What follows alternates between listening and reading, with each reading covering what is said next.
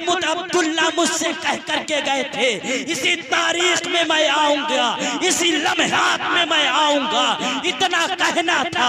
और कहते हैं अब्बू जान बहुत वक्त हो गया है, आप जरा जा करके ये तो देखे, आप जरा जा करके काबे में जा करके तो ये देखे और मक्के के हालात का मुशाहिदा करके कुछ लोगों से दरियाफ्त करे कि आखिरकार सब लोग तो तिजारत से आ गए हैं, अब मेरे शौहरे दास्तार क्यों नहीं आए हैं। हरम शरीफ के अंदर कदम रखना था जैसे अब्दुल मुत्तलिब ने कदम रखा है।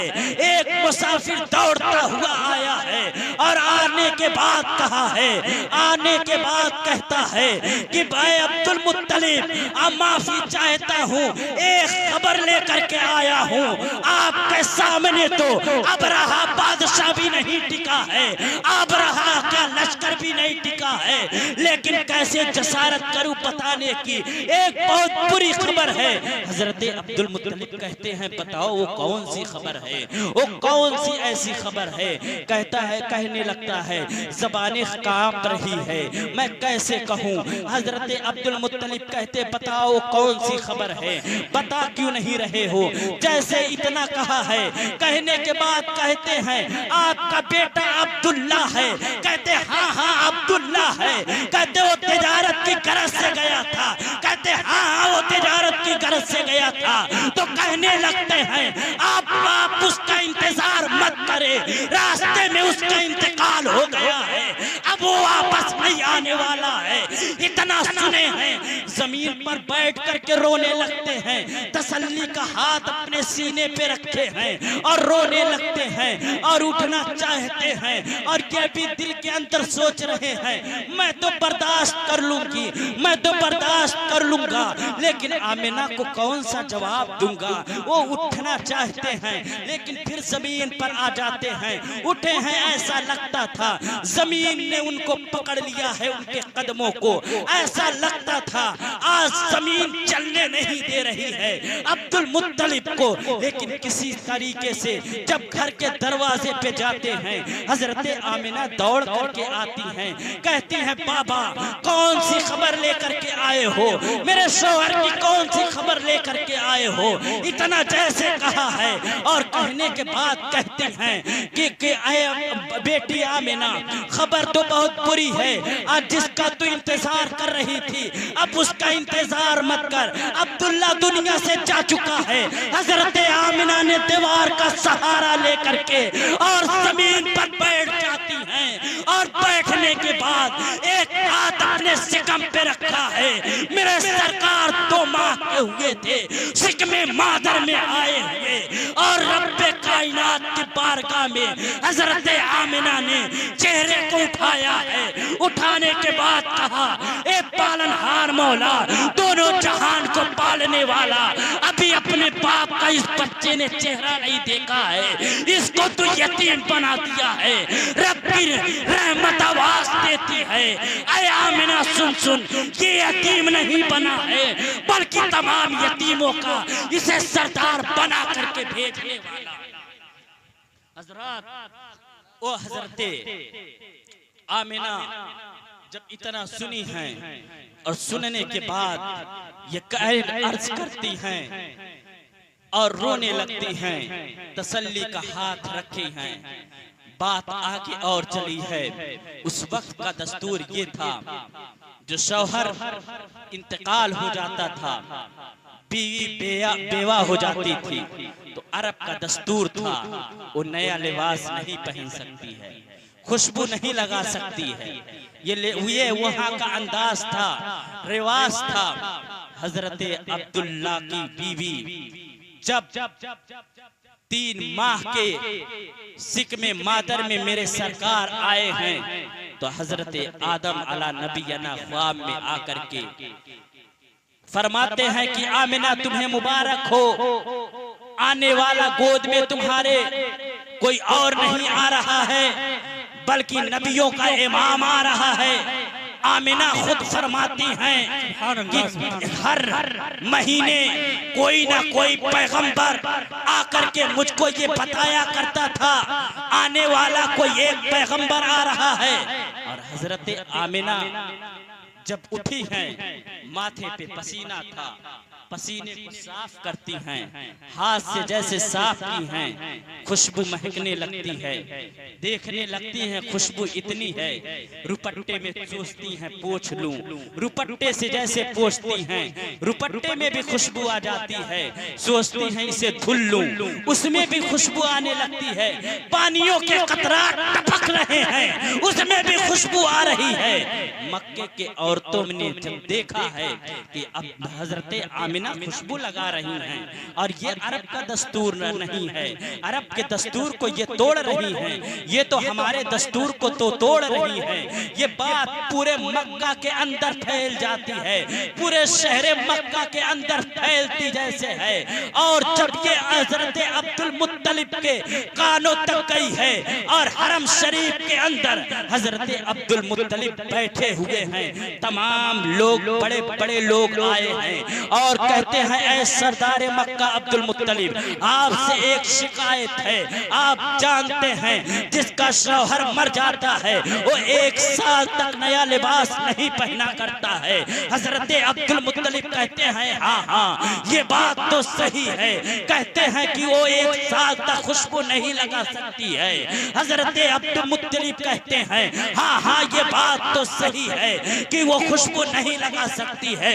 तो सबने ये कहा था कि आपके घर के अंदर जो आपकी बहू है अब्दुल्ला की बीवी है, वो खुशबू इतना लगाती है कि वो खुशबू ना तो मक्के में मिला करती है ना मदीना में मिला करती है। जब ऐसी खुशबू लगा रही है वो खुशबू कहां से लाई है, आप इसका जवाब दो।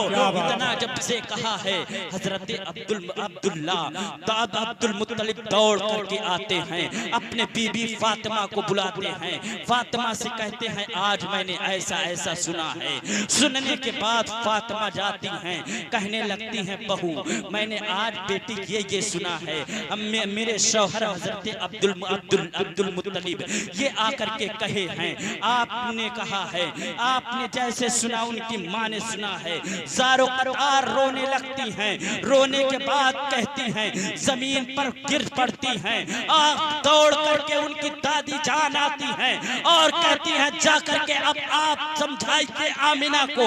आमिना ज़ारो कतार रो रही है, मैंने जैसे इस कहानी को बयान किया है।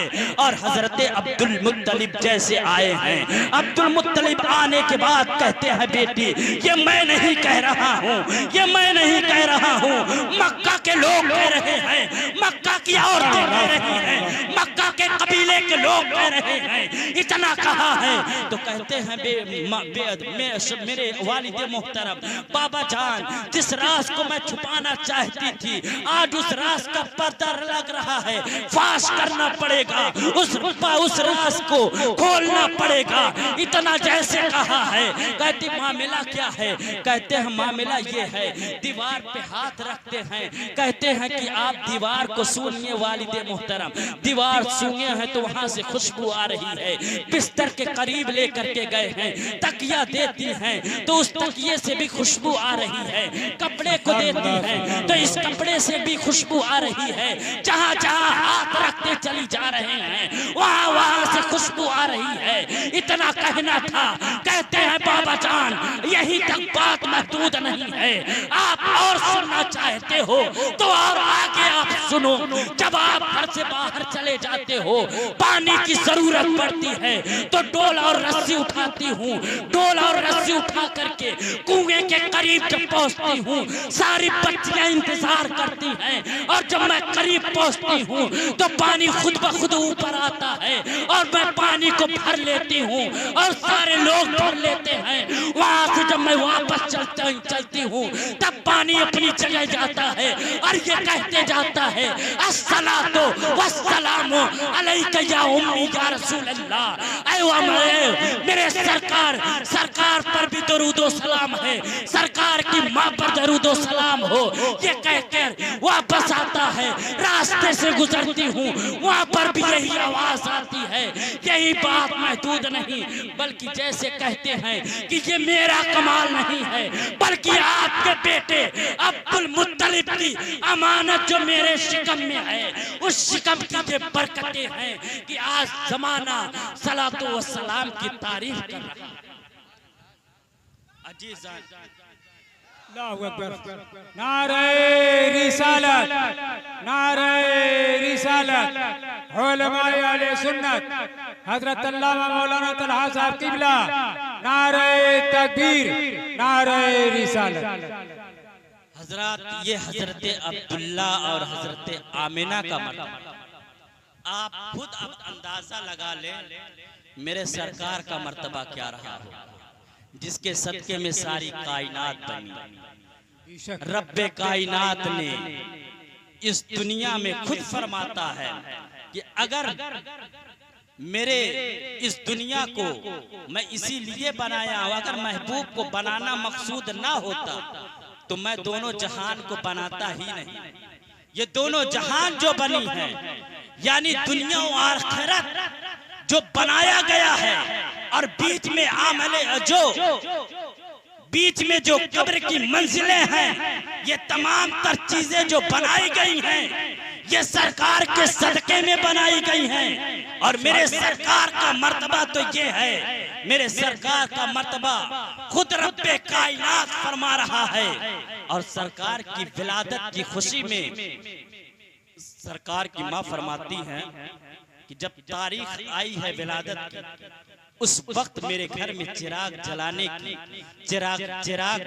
के लिए तेल भी नहीं था, और रात का एक हिस्सा गुजर चुका था, यानी पारे के पार हो चुका था। और इतने में मेरे सर के माथे पे पसीना आया, मैं उठ करके बैठ गई। मेरे पास कोई खातून भी ना थी, कोई नहीं था, लेकिन पीछे मुड़ करके देखती हूँ ठंडी ठंडी हवाएं आ रही हैं, और एक नूरानी ऐसा चेहरा था कि उसके चेहरे से नूर की किरण झलकी है। पूरा घर मुनव्वर हो गया है, और मुनव्वर ऐसा हुआ है जब पीछे मुड़ करके सवाल किया, ए आने वाली खातून तू कौन है? तो उसने कहा मैं जन्नत के हूरों की सरदार हूँ, जन्नत के हूरों की सरदार हूँ। और सिर्फ यही बात महदूद नहीं, मेरा रब फरमाता है, ऐ जिब्रील हुक्म दे दो तमाम फरिश्तों को कि जन्नत को सजा डाले। फरिश्ते जिब्रील अर्ज करते हैं, या रसूल अल्लाह, जन्नत तो चीज है ही जो सजने वाली है, जो पहले से सजाई गई है। मेरा रब फरमाता है जन्नत को और सजाया जाए, और सजाया जाए, क्योंकि आज नबियों का इमाम आने वाला है। तुम लोगों को इमाम रहेगा, तुम लोग मेरे रसूल हो, लेकिन वो सिर्फ मेरा रसूल नहीं बल्कि मेरा महबूब है, मेरा वो महबूब है। रब्बे कायनात कहता मेरे शान के मुताबिक मेरा मिंबर लगाया जाए, और जैसे मिंबर लगाया गया उनका हुक्म होता है, और मिकाईल, इसराफील, ये तमाम तर फरिश्ते मौजूद थे, और तमाम तर फरिश्तों ने खुतबा दिया है। और रब्बे कायनात फरमाता है, ऐ फरिश्तों जिब्रीलो, मिकाइलो, इस्माइलो, तुम तमाम तर एक एक लाख फरिश्ते लेकर के मेरे सरकार के घर के पास चले जाओ, और आज पूरी दुनिया को ये बता दो कि आज दुनिया के अंदर कोई आम बच्चा आने वाला नहीं है, बल्कि नबियों का इमाम आने वाला है। हजरत आमिना फरमाती हैं, बाहर जब मैंने देखा तमाम सितारे मेरे छत के ऊपर ऐसे थे जैसे आज गिर जाएंगे। मेरे छत के ऊपर ऐसा लग रहा था जिब्रील ने 3 झंडे लिए हैं, एक काबे के छत पे, एक मशरिक में, एक मगरिब में, और जमाने को बता दिया, और तमाम जमाने को बता दिया कि झंडे लगाना सितारों की अंजुमन बता रही है कि मिलादुन नबी के मौके पर अगर तुम सरकार की मोहब्बत में अपने अपने घरों पर झंडे लगा रहे हो तो ये जिब्रील की सुन्नत है। और सितारों अगर कुमकुमे लगा रहे हो तो रब के हुक्म से ये तमाम सितारे आ रहे हैं। हजरत गिरामी सरकार की विलादत जब हुई है और सरकार की माँ फरमाती हैं मेरा बच्चा जैसे पैदा हुआ एक नूर ऐसा रोशन हुआ कि मैं शाम के मोहल्लात को देख लिया। शाम के मोहल्लात यहाँ से वहाँ की बात नहीं, आदमी एक दीवार से दूसरे दीवार के पीछे नहीं देख पाता, लेकिन शाम के मोहल्लात को उन्होंने देखा और जमाने को बता दिया कि पैगंबरे आजम की वो झलक है। अब पैगंबरे आजम दुनिया के अंदर एक आइडियल बन करके आए थे और पूरे जमाने के लिए एक आइडियल बन करके आए थे और आइडियल ऐसा पेश किया है कि आज भी दुनिया उस पे अमल कर ले तो दुनिया में भी कामयाब रहेगी, आखिरत में भी कामयाब रहेगा। क्योंकि उनका आइडियल अबू बकर ने जब अपनाया है तो सिद्दीक बन के चमके हैं, उमर ने अपनाया है तो उनको खिलाफत का लक़ब मिला है, उस्मान गनी ने अपनाया है तो सखावत का लक़ब मिला है, मौलाए कायनात ने अपनाया है तो मौलाए कायनात को वो लक़ब मिला है, जुल्फ़िकार हैदरी का लक़ब मिला है। सबा सहाबा ने जब अपना लिया है तो दुनिया भी उनके लिए जन्नत थी, आखिरत भी उनके लिए जन्नत है। मेरे सरकार ने खुद फरमाया है कि दुनिया के अंदर मेरे सहाबा, मेरे जितने सहाबा हैं वो तमाम तर सहाबा जन्नती हैं, तमाम तर सहाबा जन्नती हैं, उनके जन्नती होने में कोई शक नहीं है। मेरे सरकार की निसारे, मेरे सरकार के किरदार पर आप कुर्बान जाएं। मेरे सरकार ने अपनी पूरी जिंदगी में मुसलमानों को ही नहीं बल्कि दुनिया में रहने वाले हर एक इंसान के लिए आइडियल बन करके आए थे और अपने आइडियल को पेश कर दिए थे। क्योंकि मेरे सरकार के चेहरे पर 70,000 थे, 70,000 पर्दे पड़े हुए थे और एक पर्दे को हटा दिया जाए तो एक पर्दे को अगर हटाया जाए तो आप अंदाजा ये लगा ले कि उनके चेहरे पर कितनी रोशनी और कितनी झलक, कितनी बलक होगी। वो सरकार दो आलम सरवरे कौनैन का रुतबा है। सरकार दो आलम सरवरे कौनैन, दोनों आलम के ताजदार, मालिक व मुख्तार, अहमद मुस्तफ़ा तहियतो व सना की बारगाह रिसालत माम में आज जो हम तस्करा कर रहे हैं, बरई पार के मुसलमानों तुम बहुत खुश नसीब हो और ये रब से दुआ किया करो रब्बे कायनात जिंदगी अगर दे तो उसी रसूल पाक सरवरे कौनैन के सदक़े तुफैल में हमें मरना भी सिखाए और जीना भी सिखाए और जब तक जिए तो इस शान के साथ जीते रहें, इसी शान के साथ जीते रहें। बरेली का इमाम दुनिया से जाते जाते ये कहता हुआ चला गया, ताजुश्शरिया ये कहते हुए चले गए, तमाम औलिया आकर तमाम औलिया ये कहते हुए गए हैं और उनका मिशन ये रहा कि उनका किरदार ये रहा, उनका मसला ये रहा, उनका तरीका ये रहा कि जब भी हमारा कदम उठे शरीयत मुस्तफ़ा के मुताबिक उठे, जब भी हमारा कदम उठे शरीयत मुस्तफ़ा के खिलाफ वर्जी कभी ना उठे, उठा करे तो शरीयत मुस्तफ़ा के और कुरान और हदीस के रोशनी में उठे, ज़बाने चले तो कुरान और हदीस के रोशनी में चले। हमसे कोई मुसलमान तकलीफ ना पाए, बल्कि हमसे मुसलमान ही नहीं बल्कि तमाम कौम हमसे, तमाम कौमों हमसे खुश रहें, ताकि रब्बे कायनात आपका किरदार अगर बेहतर रहेगा और सरकार का किरदार आप अपना लिए तो मजहब इस्लाम खुद ब खुद आगे बढ़ता हुआ नजर आ रहा है। मजहब इस्लाम को जब कोई न मानने वाला था, सिर्फ मक्का की हदों के अंदर महफूज था, मेरे सरकार ने अपने किरदार को फैलाया, मदीना पहुंचा, वहां से फैलाया, यमन में पहुंचा, शाम में पहुंचा, इराक में पहुंचा, 7 समंदर पार करके भारत में आ गया। इस्लाम फैलता रहेगा और सुबह क़यामत तक इस्लाम फैलेगा। ये हमारे तुम्हारे बदौलत नहीं फैला है बल्कि सरकार के किरदार के बदौलत फैला है। सरकार सरकार ने अपने किरदार को जब पेश किया है तो पूरे जमाने में फैल गया है। मेरे सरकार की वो अजमत शान है। रब्बे कायनात फरमाता है वमा अरसलनाका इल्ला रहमतल लिल आलमीन, ऐ महबूब हमने आपको सारे जहान के लिए रहमत बना करके भेजा। आपके सामने देखिए शायर इस्लाम बिलखुसूस जो गोंडा की सरजमीन से चल करके आपके दयारे मोहब्बत में हाजिर हो चुके हैं। आप हजरात उनका नाते मुस्तफा आप सुनेंगे। और रब्बे कायनात मैंने जो कुछ बोला इसमें अगर गलती हो अपने हबीब के सदके तुफैल माफ फरमाए। और इन तमाम गुफ्तगू पर सबसे पहले मुझे अमल करने की तौफीक व रफ़ीक अता फरमाए और आप तमाम हजरात को भी अमल करने की तौफीक व रफ़ीक अता फरमाए। एक मर्तबा कलमा पढ़ लें, ला इलाहा इल्लल्लाह मुहम्मदुर रसूलुल्लाह। अस्सलामु अलैकुम व रहमतुल्लाहि व बरकातहू।